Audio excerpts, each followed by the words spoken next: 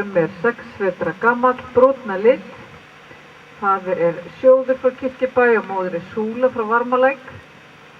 Eigandi og ræktandi er Guðlaugur Adolfsson, en sýnandi er Daniel Jónsson.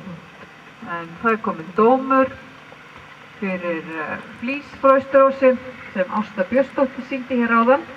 Fyrir sköpulag hefur flís flotið 8,0, fyrir hægt tölt og hægt stökk 8,5 sem gerir hæfileikaeinkunn 8,17 og aðaleinkunn flísar frá Austurási er 8,26.